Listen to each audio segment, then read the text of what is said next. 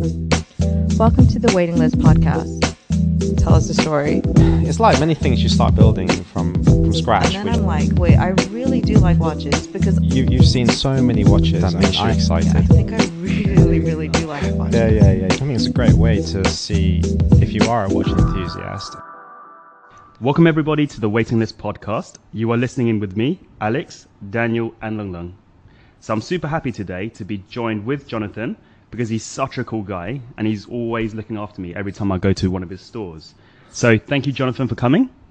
Thank you for having me here. Awesome. So I think for our audiences who may not know, Jonathan is actually the co-founder of Ming Fat House.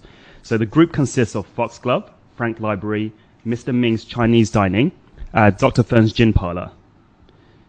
So if you ever want to find me, or rather Lung Lung and Daniel and I, you'll probably see us there. No, please. Don't look for me. I think she has enough trouble. Yeah, and actually, I'm getting a few weird DMs myself these days. Yeah. So for audience sake, I'd love to hear more of your background, Jonathan. So before we start, I want to know how you started all of this. Yeah, so I fell in love with food and beverage since in university, actually. And long story short, I started doing catering for some pocket change, and I really fell in love with service. Mm-hmm. I got along with my colleagues, and I got to face all different types of clientele, and that really shaped my journey of becoming where I started today and creating the things that I did with my partners. So, catering first off, and then moving into Shanghai and working in Simply Thai and also in Lapis Lazuli as well, Lapis Group. And yeah, that really molded my experience, and I really did enjoy that. I was on my way to become a physiotherapist, but then I decided to go into F&B instead. So that's cool. Yeah, that is a big change. So, what made you transfer from being a physiotherapist to being in the restaurant scene? First of all, I had to go for more schooling. I applied for Curtis College in Australia, and I was on my way. I was in Shanghai, and I was trying to pick up Mandarin. I wanted to see the market there. I wanted to see the growth that everyone was talking about. So I decided to pick up on a job, and I fell in love with it. That's pretty cool. Because going back to Dr. Fern's place, because actually one of my favorite drinks. So for the viewers who don't know, is actually hidden in the landmark building on the basement floor, and it's right in a corner which actually looks like a clinic. So well, now it's not hidden anymore. now that you've just announced it, yeah. It's still hidden for some people. Yeah. Great, Alex. I'm sorry. But how did that idea come about? Because do you have any confusion with customers trying to find that location sometimes? Right. So we actually, my partner and I, before all this, we actually started off Mrs. Pound, and Mrs. Pound was actually our first outlet. So we had this energy that we just really wanted to do something new. And we were looking at the landscape of the restaurant scene and the bar scenes in Hong Kong, and we found that, you know what, we want something playful. We want a journey of experience for people. We want people to adventure, to find, to discover. Mm-hmm. And we decided to do something with Playful Speakeasy in Hong Kong. And when we first opened Mrs. Pound, heck, no one wanted to come in because everyone thought we were like a stamp store. So eventually we had to bring in people, right, from outside. And, people were coming in trying to buy stamps as well. And luckily, Time Out, they gave us a 5-star review, in which they don't normally do. And that kind of blew up. So after a few months, we decided to open Fox Club. Mm-hmm. And then after Fox Club, we decided to venture out, and we were very happy to get the space for Landmark in Landmark, Dr. Fern's Gin Parlor. So was the marketing already there for gin and yourself, because you had that kind of exposure already? So the moment you started Dr. Fern's, did you carry that over? Actually, for gin, it was popular. There was Ping Pong, and there was also Origin as well that did it. But we also found that it wasn't done. We wanted to do it in a different way. We wanted people to really have the full experience. And back then there wasn't many gins. And so we decided to hand carry a lot of the gins from abroad.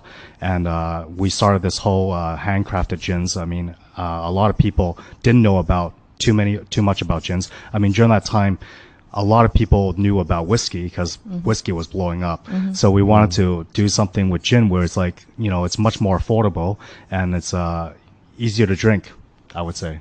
Yeah, so actually, like, I'm still half awake because it's still very early. So I'm still on the first question. And something that resonated with me was, we discussed it in the podcast, but I'm actually, originally trained as a dentist. And your story about going to physiotherapy particularly, struck me. But I also knew that decision of actually changing industries, how big that was. I wondered, like, how far did you actually get down the physiotherapy route? I mean, I finished my degree for kinesiology and health science, Right. and I was working in a clinic after when I was in Toronto. I was working in a clinic for a year and a half. Oh, so you're actually, because you mentioned Australia, so where are you actually born and, like... Toronto, but you studied in Australia? No, I studied in Toronto Yeah. at York University. Yeah. So I studied kinesiology and health science. And then I was, after schooling, I wanted to learn more about physiotherapy. So I became assistant to my physiotherapist. Yeah. Wow. Yeah. So how hard was that decision for you to actually make that jump to do something like in F&B? Because I'm thinking parental pressure as well. Definitely not. My parents are super supportive. Great. So, they really let us, me and my siblings, they let us to do the things that we want. I mean, they build a platform for us, and most of the time they say that the path is the palm of your hand. So, 條路係你自己行嘅. Yeah. So Really good. that's what they say. Yeah, that's actually the same as me. Like, I can't, like, We are blessed. you We're cannot, lucky. you cannot, like, emphasize enough that parental support that you get. It's like the first thing you turn to. And then, just following on from that first question, you did mention about how you and your partner started. One thing I've always found difficult is you can have a great idea, and obviously the execution is really key, right? But also finding the right partners. How did you come across those partners at such an early stage? And what advice do you have about finding partners? I mean, first off, you have to understand you need to be to be able to identify the personality of your partners. I think that's really important. And then it goes into their roots, their families, the culture, right? Then your goals, values, principles. And once you kind of talk about things, like you're on the same page, and you want to find partners that are trustworthy. And regardless of what, you won't just leave the project. You'll talk about it. In the end, you just want to build a good project, right? And that's something that's my motive and my partner's motive too. Have you learned that from experience? And for example, you say that trust and knowing your partners. Do you feel like at the beginning, everybody's like, yeah, this project's great, let's do it, right? But then obviously things change during the project, right? Do you learn about your partners through these projects, or are you trying to learn as much before you do the project? I mean, it was the first time for me to be building any project. So, it was great just to, the process of building, thinking of ideas, brainstorming, that kind of, we had other partners along at first, but then when it comes down to money and commitment, then it all comes into play.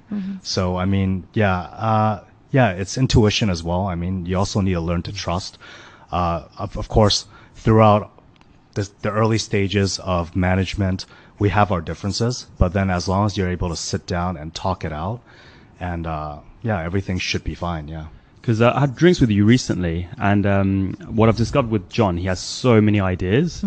So how do you decide which one to actually go for and pursue? Because every minute I see you, you're always having something going on. So what is the thought process to going, all right, that's a good one, and that's the one I'll keep, or that's the one I'll proceed to? Right. So, I can't just do it myself. So I also ask people for their suggestions, their opinions too, because I could go way overboard sometimes too with my funkiness. It's crazy, right?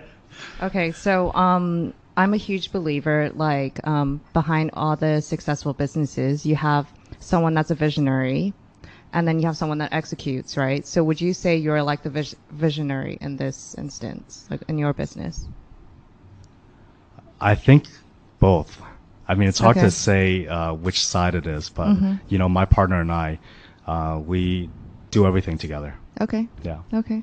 One thing I have noticed, this is the second time I'm meeting you, Jonathan. Like, I loved how humble you were, and also how I feel this generous side of you. You know, very open to listen to people's ideas, suggestions. You don't get this kind of, you know, like Instant kind of energy from someone. yeah, so this it's soon. instant energy. It's not like you don't feel like you're talking to somebody like 1,000 miles away. Yeah. Yeah, because they get like sucked into their own success. Yeah. Thank you so much. I get that from my parents. Oh, Oh. taught you well. Taught you Yeah. well. Yeah. So, because we have to talk about the next project because you know you made gin famous in Hong Kong. I think. I mean there were others that you mentioned, but I've been to a lot of gin places and I don't know. We'll touch on that topic in a moment. But your gin is phenomenal. It's great. But, Yeah. What is like the next big thing you think in Hong Kong that's going to happen? Because we kind of mentioned on one. I'm not sure whether are you allowed to say it or are you going to keep it for yourself when you open. I mean, it's already trending outside. I think, you know, we have plans. We're building it actually right now, and we want to get into Ramos Fizz, and yeah, that's something really new. It's like it's more of a float, Okay. and yeah, we're looking forward in showing more of What's ourselves. Ramos Fizz? Is it kind of like a drink or something? It's a gin base. Oh, know. okay. Cool. Right. So going back to that topic as well. So what do you think is this? Are you allowed to say your secrets? But what do you think is the secrets of having really good gin? Are you allowed to say that, or is that? Yeah, of course. I mean, you know what? Of course, you need to be able to understand the characteristics of each gin, right? Then you think about the botanicals aspect, the garnishes as well, what type of tonic you'll be using to pair with it. And of course, like for us, for Dr. Fern's Gin Parlor, instead of using these goblet glasses that a lot of other people would use, we customize our own thinner and longer cylinder glasses. So that in turn, you get the full experience of you get a lot more on your nose because it concentrates all in that cylinder. And also we make our own ice. Ice is also a really important aspect of making a good gin because if you think about it, it's a large percentage of a beverage. So having clean ice is also really important. And yeah, I mean, just love and attentiveness, And positive energy. Yeah, I mean, Dr. Ferns, if nobody's been there, right, it's pretty cool. Like, how can I say, it's not one of those just hip and fashionable, and you feel actually there's class that comes out in one of those places. And I've noticed that the concept is very well thought out. Yes, we're talking about the gin, but for a successful F&B place or bar, it has to have more than that, right? It has to have the whole concept. And then the execution of it is so photogenic. it's Instagrammable. Yeah, very Instagrammable. How does that whole process go? Right. So, yeah, my partner and I, we wanted to create something very, very different. I mean, originally when we spoke with the landlords, they really want us to do something similar to Frank's Library, where it's whiskey based, much more darker, more masculine, I would say.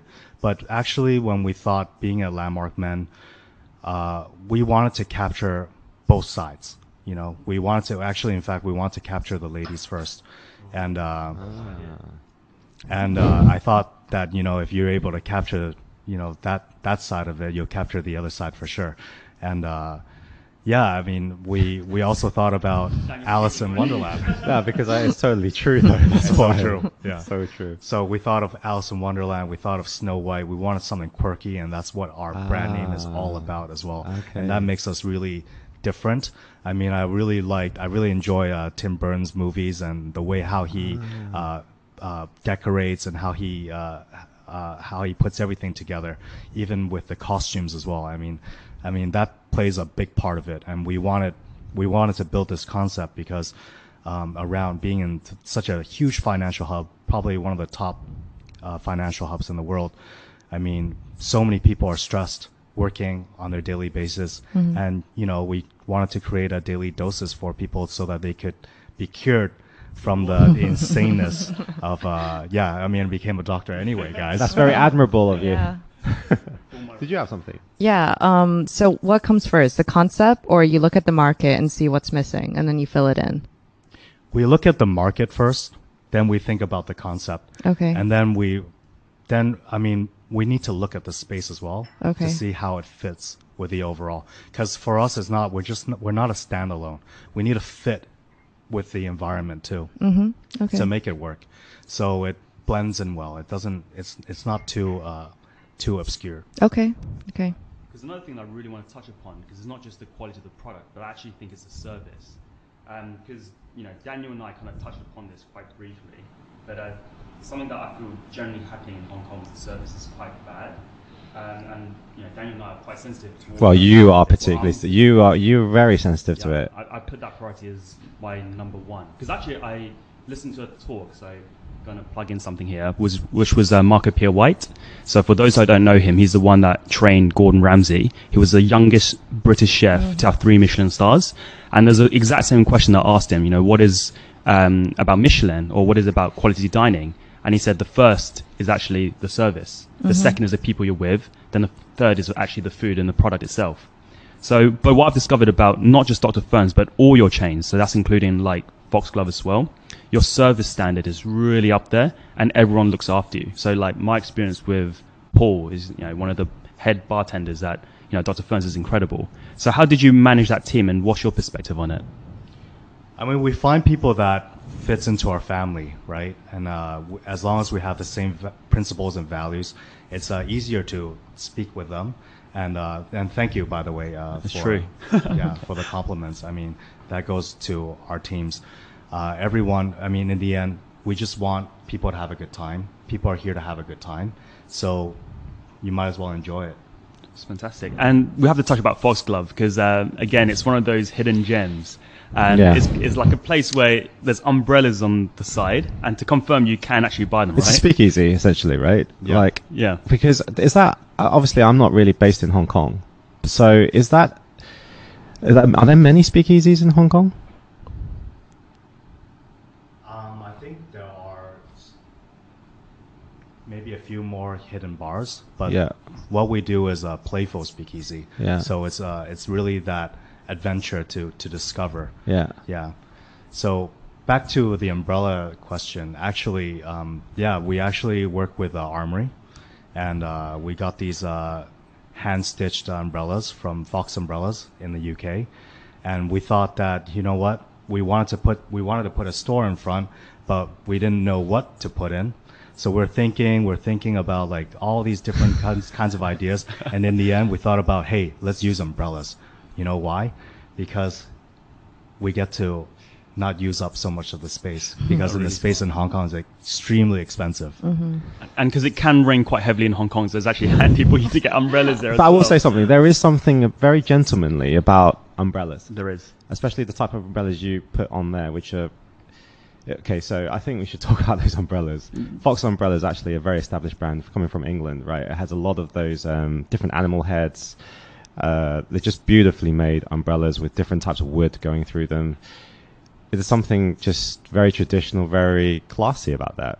It just sets the tone as you walk in. It certainly is. I mean, that's one thing that we fell in love with these umbrellas too. I mean, there's so much characteristics of each animal. So if you look at our facade, if you actually look at our facade, all the animals are kind of talking to each other. They're having their own conversations. So, that's what we did with it that most people don't know about. And then Frank's Library, which is like right next door, it used to be a hidden door, right? Is that when people pull the umbrella and then the door opens? Right. So actually, Frank's Library is another hidden bar inside of Foxglove. So it's a hidden bar inside a hidden bar, essentially. Exactly. Oh, I don't think No, you haven't been. I feel left out now. No, sorry. I haven't been. Let's go. Yeah, last time I didn't. I don't think I took. No, we'll take you there next time. You know why? Next time I'm not VIP special enough. That's why. I don't feel not special at all. enough. John's here to look after you. I forgot to take. We should do that. We go there next time. But I mean, essentially, that place. I mean, all of these concepts that we have there. It's all about. It's a story. It's a story, and to start off with, we had Mrs. Pound. She's a burlesque dancer from 1950s. And she was so hot and sexy. Everyone wanted her, And the media got up to her neck. She had to run away. And she went to her first lover, Mr. Ming. And that's when he gave his favorite stamp shop to her so that she could hide behind. And she would reminisce of all the good times that they had. And that's how the whole contemporary flair of Asian street food and cocktails came about. So it's all about their stories together.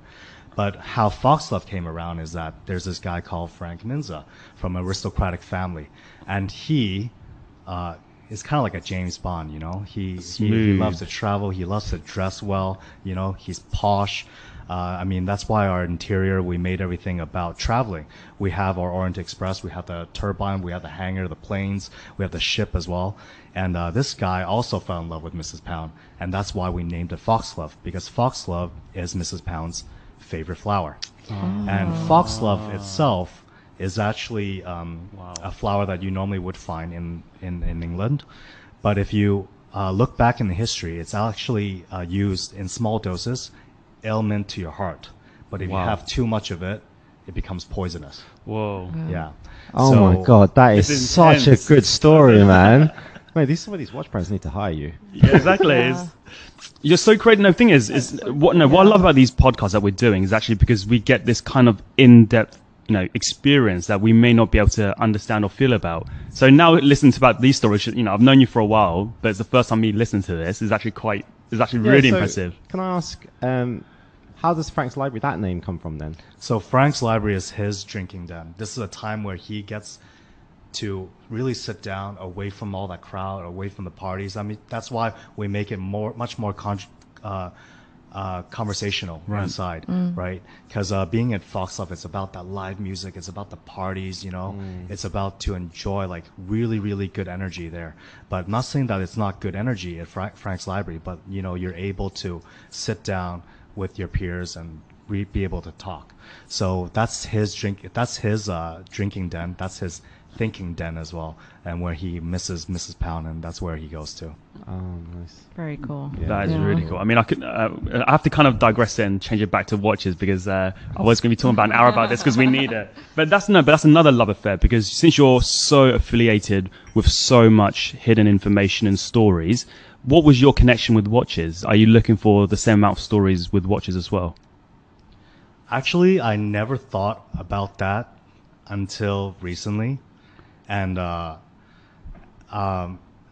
actually, if I think about F.P. Journe would fit with Dr. Robin Ferns for sure. Like That's now, pretty now, cool. now, if I think back, why I like F.P. Journe is because of the quirkiness that we have. It's fun.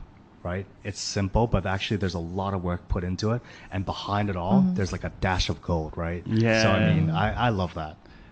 Right. That is a hidden gem. Now, that's a really good one. Because from your other collections, I think it's fair to say that you would what we consider a heavy hitter, especially with the pieces that you have. But I'd love to know the beginning of your journey. Like, how did this all start? And how long have you been kind of collecting watches? Right. So my father, he actually got me my first piece, and it's Panerai when I was 21. And that's the first gift he actually ever gave me. Whoa. And I really, really did appreciate that.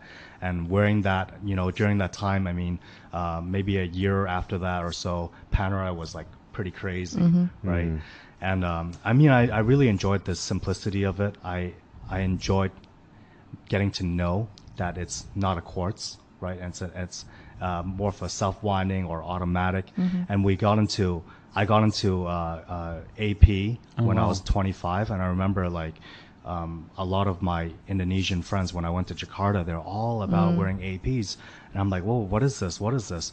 And I wanted to understand more and how that fits into my character too, not just like why is it trending or whatnot. You got to see the watch, and if it speaks to you, then that's yours, right? And one of my favorite colors is navy.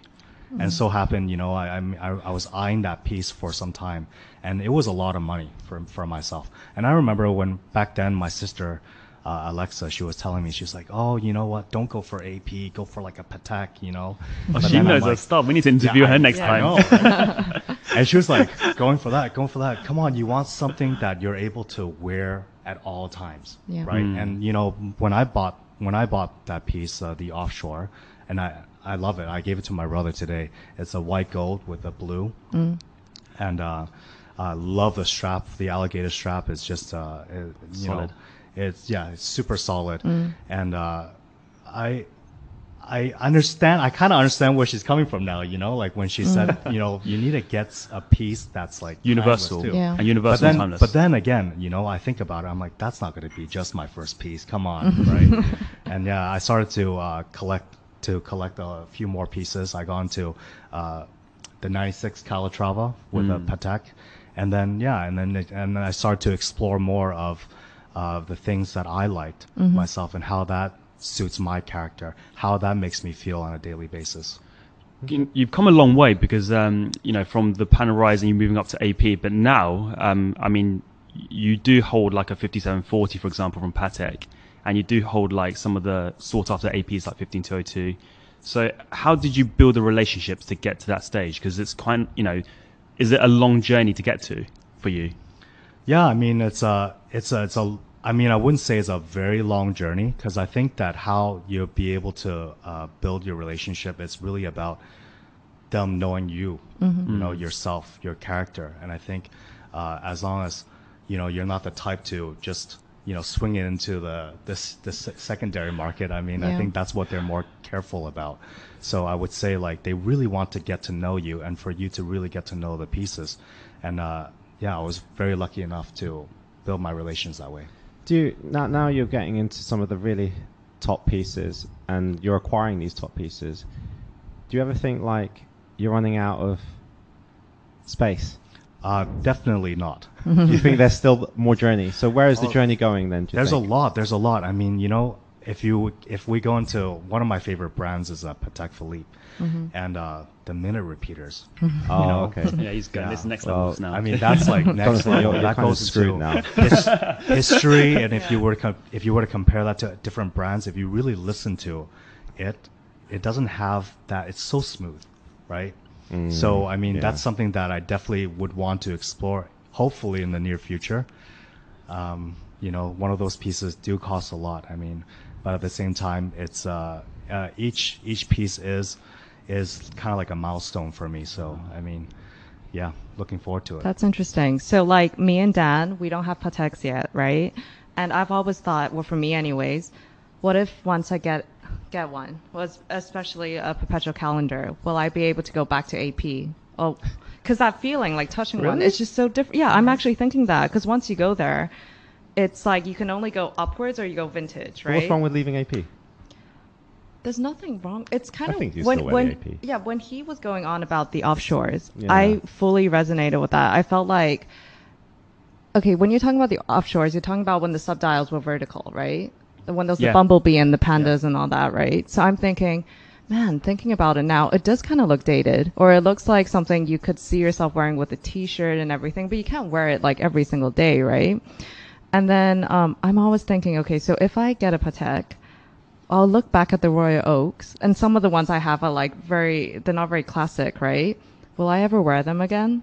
And then does that mean I can only go vintage now, or just like you keep going up minute repeaters and everything? So that's the fear I have. So after having gotten Patek, would you go back and still get APs?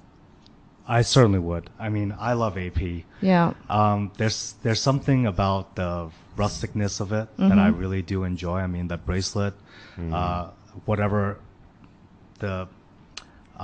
shape the Gerald Genta has created, that's something that really does speak to me. And maybe for me, the offshore is maybe a bit too big, a bit too chunky, a bit way too sporty for me. But the Royal Oak itself, you gotta love it. If I were to compare that with the Nautilus, I love the Nautilus, but then I feel that the Royal Oak is much more durable. Yeah, I agree. I like the Royal Oak I more, agree. yeah. Like, I was one of those people that liked the RO, and then I was like, nah, do you know what? I love the Nautilus. I love the simple elegance of that watch. And now I find myself increasingly, that design language in the Royal Oak is so strong, so distinctive, enticing. Yeah. You just, plus I've been hanging around with all you guys. You guys like AP influences. you're the oddball, the only one without one. But actually, what I've noticed with your attire specifically, because you kind of, dart around, and I see you regularly in a sports watch. So you normally wear like steels and rubbers. Is that like your preference choice, or how did that come about? Yeah, I mean, it depends. On a daily basis, I'm much more casual. But of course, like, whenever I go to events or whenever I go for a nice dinner with my wife, we want to dress up and, you change it up. It really plays into your own personality and how I feel that day too. So, yeah. One topic I want to ask you, do you actually use watch winders as well? Because in your collection, that's one thing I'm not sure we don't discuss too often. But do you kind of because you've got perpetual calendars, for example, do you put them on a watch winder, or do you just kind of leave it there and then just set it each time you wear it? I was told that similarly like a car as well. I mean, if you keep using it, if you keep winding it, it's going to break eventually. So, I mean, what it is that you need to put that little bit of oil into it. And I try to rotate my watches at least maybe once every 2 weeks, once a month. Yeah. So you do actually get some proper wear out of it at least then? Yeah, of course. Yeah. Solid. And then there's a lot of people that say the magnets and the watch winders like mess with the movement and stuff. So I manually wind everything. I manually wind as well. Hence my watch is on April right now. Because we really need the perpetual calendar. Like, need to adjust it. Yeah. I mean, it's also part of the fun of winding your own watch too, right? Yeah. I think there's a relationship shared with the watch when you actually manually wind it. It sounds really weird. It sounds really geeky. But that extra thing you do, because everybody talks about like the datograph has got only actually the first gen datograph is 38, 39 hours power reserve. It's not very good. It's not very long, I should say. But it means I have to keep winding it. And every time, you listen, like, it's not just, it's the acoustics as well. When you hear it, the gears clicking in, it all has that. It's a crunch. Yeah, that relationship you have with the watch. Yeah. And one thing as well, with manual watches, it always reminds me that in life, you have to work for everything. Yeah, nothing comes automatically, right? So every time I wind that watch, it reminds me, I've got to. Well, I was going to say you can get it automatic. But there's no automatic button for life. Yeah, no. Yeah. That's a good one. So, because actually, does the watch movement play a big part in what you buy as well, John? Is that like something that you pay, massive interest to, or is it just mainly the aesthetics or the kind of brand that's with actually? I mean, branding itself is a huge thing. I mean, that's one thing with why I love Patek. I mean, the history of it, right? The branding, the prestigeness of it. I mean, I really do. I really do love it. And I mean, for me, for my watch collecting, I'm so new to it, and there's so much to explore. I mean, even looking at different brands as well. I mean, I'm looking forward to it. Oh, that's great. I mean, to have that attitude of constant learning, I think is very healthy in any hobby, or anything you do. So you touched on the one that I was going to ask you about, because you were looking at the FPG on, Perpetual, which I quite like as well. Daniel and I have a slight issue with the day window. So the new one with the Mountain Day, and the top part is actually a bigger window, whereas the smaller one's smaller. There's a few things with FPGA that I think when you look close, like the overall aesthetic on the first glance is generally really, really good. Yeah, that's not. And I love that, with an FPGA, it's classically designed, but if you wear it, it's not a Patek, it's it's FPGA. It's a very clear dial language. But then I noticed, like, okay, on the CB, I think it's like, the 7, 8, the numerals are like slightly smaller. Yes, they are. Right? Yes, they are. And then you see it and you can't unsee it, and you think, well, that's not consistent, right? And then, like, you see, and we're so not going to get any sponsorship from FPJ, right? But the new piece is the date window, and then is it the day window, sorry, and the date. It's slightly not balanced, yeah. That over time, you see, I think we all here know that watches change over time, right? I mean, that's something, it's exactly what I love about FP I mean, I like that it's different. It's such a young brand, but then it's so distinctive, and I think they came a long way. The design element to it, I love it. I mean, I like that it's unproportional. I don't think things need to be like symmetrical, and I do like. I think there's a lot of story to tell in one piece. Yeah. So, would you move on to other independents apart from FP Journe? Have you been looking at other ones as well? Yeah, Konstantin Chaikin as well. You know, I mean, that's something that I Joker watch? Yeah, I have the black the Night Joker. That does suit with your Dr. Ferns vibe and I everything know, like that, I doesn't mean, it? Honestly, I don't know too much about the mechanism, but yeah, it spoke to me. I like that it's funky. I like that it tells you that everything will be okay. You know, life is just life, right? Just stay positive and keep moving forward. Yeah, That's maybe really- don't take life too seriously. Yeah. Exactly. Yeah. Right. Have a bit of fun, right? Yeah, I'm actually quite surprised because there's a playful aspect coming out from Jonathan that when I see him, Jonathan's like, I would say, a little bit built, right? Quite a big guy, you know, quite serious. But then you're getting this playful aspect. Oh, you haven't seen him that yet. is developing in, like, you can A tell. few from more his- drinks. A few more drinks, exactly. But so actually, no, because that's another topic.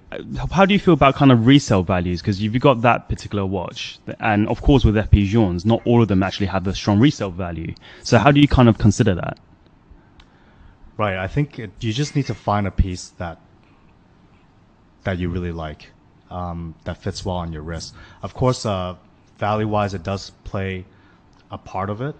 I mean, especially when I think about purchasing pieces that are over maybe $500,000 or so. You know, it's a lot of money. But then, you know, it also comes down to the arts of it too, right? I mean, does it speak to you? Can you wear it? What's the wearability to it? So that's how I choose my pieces. Yeah. And like as a consumer, like do you have any things that you want to see differently about the watch industry? I like to go into different stores and find these hot models and be able to try them on to get to know them, as opposed to being on the waiting list for some time. Yeah, good. So I mean, if I understand that you may not be able to buy it straight away, but at least you get the feel of it, so you know what you're waiting for. Yeah, is that a quiet plug-in for our show? Because it's called the Waiting List Podcast. That was one of the reasons why we did it, because I think like half of us are just waiting for watches, right? So we might as well talk about them. But I totally agree with you. There's one thing making something scarce, and there's one thing just making it damn annoying. Yeah, not to even... It's like really dumb sometimes. Not to be on it, right? So are you waiting for a particular piece? I'm sussing it out right You now. still sussing it? I'm Okay. trying to figure out what exactly I want for my next piece. Because well, you do have all, let's say, you know, the most sought after pieces from APs and PPs. So I think, like, let's say with APs, there's only the double balance and like the 15202 ST, maybe the perpetual. So is that the one that you're looking for example? Is that in the range? I mean, eventually I do want to get into attaining the. Which one is it? It's Just describe it. I forgot the model number. I Don't think say it's 5531R. Yeah, 5531R. I think that's the enamel, the world time. That's The minute 513. repeater. 5131P. Yeah, that's Yeah, world time. Not 51. Oh. Not 5131. It's a minute repeater. Oh, Oh, the minute the minute- repeater. I yes. tell my Yeah, pardon. it should be Oh. 5531R. And then the yeah. picture's like a boat, right? No, so like basically What's- the enamel yeah. is the landscape of, if I'm pronouncing this right, Yeah. Vinave Vineyard, Mhm. and Oh, wow. that's basically the lake shore of Geneva. Okay. I mean that really does speak to me. Whoa. Okay. I'm so Big happy. change. I'm so happy we're friends. We're going to too. see it and listen to it all the time. It's like, bring that watch over, please. Yeah. So do you have any like missed opportunities and like watches that you thought, oh man, I wish I bought that, but didn't quite go through? Yeah, I was pull the trying trigger. to. I mean, recently I was trying to auction something for my wife, and basically, you know, I had an important phone call that I had to take, and I was trying to go back and forth with that, and somehow I lost it. You know, Oh, no. I forgot the reference number, but then you know, it's a vintage Patek. It had it's a rose gold piece. It had rubies and diamonds on it, and I thought that you know she would really love it. And it ended up, I think the person got it for 120,000, and when I did check up on the piece, it was around 250 on Chrono. Whoa. So yeah, that guy got it for So you got a steal. good deal, got it for half the price. Yeah, I thought I was gonna win. I missed out. Talking about that, like you've mentioned about sourcing watches. Where do you don't buy all your watches firsthand then, or what? How do you actually buy your watches? I mean, I have bought my stuff in the secondary market too. You know. Yeah. Yeah. Okay. So the last question before we move over to Q&A, or the quickfire questions, is watches and work aside, what else keeps you busy? Family. Yeah. Oh, Yeah. solid. I like to. Solid. Yeah. We for us, like, we're very close together. So I like to hang out with my family. Like to go on hikes. You know, I spend a lot of time with my wife as well, and with friends. You know, sometimes you just need to kind of go out, let loose, enjoy. Yeah, sometimes you just get too stressed and you just want to be out and just bantering. You know. Yeah. Watches is always a good excuse to get people out. Let's talk watches. Yeah, then get absolutely messed up. But no, sometimes like we'd be talking and then we'd be going literally to like over midnight or when the store closes and like no, we've run out of time. So where do we go from here? So many Okay. times, yeah. Right, let's start the quick fire rounds. Okay, so I didn't have the opportunity to have any misses, so I'm not going to give you any misses this time as well. So We went easy on you. Yeah, no, kind of. So I'm going to ask you. So wonton noodles, ramen, or udon? Oh, that's tough. I mean, but I guess I would take away wonton noodles, and it's either udon or ramen, depending on how I feel. You got to pick. Yeah. Okay, fine. Ramen. Oh, there you go. Weights or cardio? Right now, more so cardio. I used to work out a lot when I was younger, but then now I find that I did weights for more of the wrong reasons, for having a nicer shape for your body. But right now, it's more so internally for your health. So probably cardio. Oh, maintenance. So this is a hard one, I think. But gin or whiskey? Whiskey. Oh, okay. Would you rather do more cardio or eat less? That's like a long one, isn't it? So that's my question. Oh, your question. Anybody that goes to the gym knows what I'm talking about. Yeah. I think eating less. I mean, that's you got to be disciplined. What do you go for? Definitely more cardio. What? I'm definitely eat less, man. No, I need more definitely I food. hate cardio. You love running, love you weirdo. cardio. Okay, so good drink or good food? Oh. Since you're in the scene of both, so it's going to be a hard one for you, right? I think he actually enjoys both. Yeah, I love both. I love both. But if I were to choose to survive, food. Oh, okay. I know you've got both of these, so 15202 or your 5711. So just say your house was on fire, you have to pick one and run out the house. Which one would be?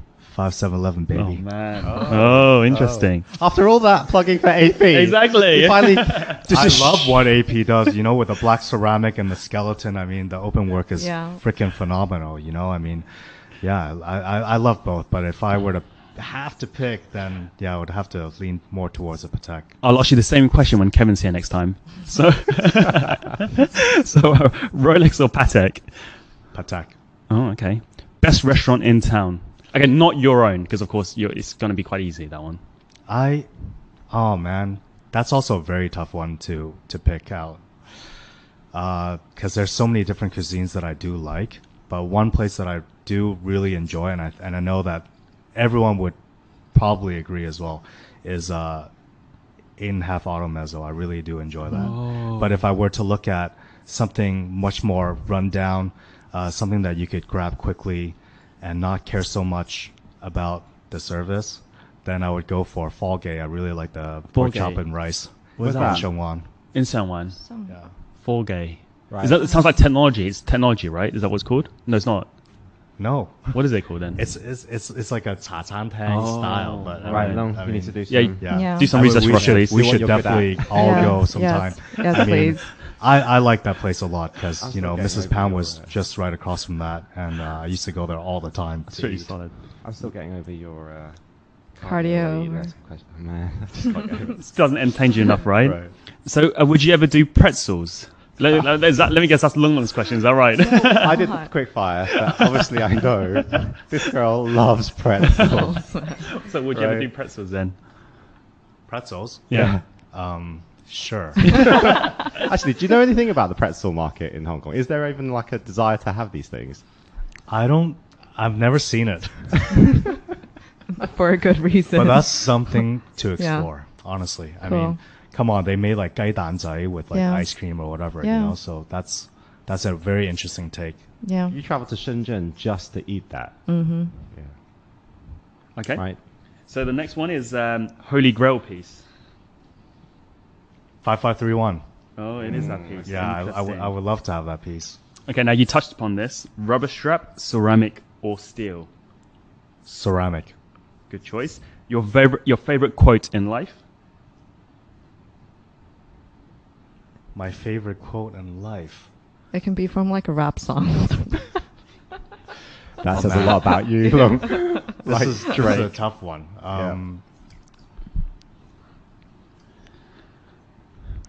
All right. Okay, let's It move. goes on to the next one. Yeah. Well, it kind of does. Okay, let's reverse that then. So how about your one piece of life advice? Be real Oh, and stay positive. Nice. amazing. I love that. Well, on that end, what I'd like to say about wanting to one of this, the main reason of doing this podcast anyway was to inspire people, and especially younger collectors and younger people out there.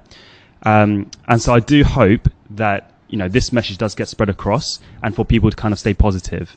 And on that end, I really hope that someone who's listening, you can kind of listen to John again, and because he's the example of someone that I feel can inspire you and you can get a lot of information and energy from. So, thank you, John, for your time. Thank and I you. really enjoyed Thank the you, time John. here. Thank you for having me, guys. Thank I really you. enjoyed that. Yeah. And I do think that is an inspiring message that we want to spread out to our listeners. Yeah. So thanks a lot for doing it. What I'd like to say is find us on the Waiting List podcast and stay tuned because we've got other collectors coming on board, and we're definitely going to have John again here at some point as well. So thank Okay. you, guys. See you guys. Bye. Have fun. Thank you for tuning in to the Waiting List podcast. Hit the subscribe button and the next episode will come straight to your phone as soon as it's ready. Whilst I'm here, please remember to leave a nice review and follow us on Instagram at the Waiting List podcast.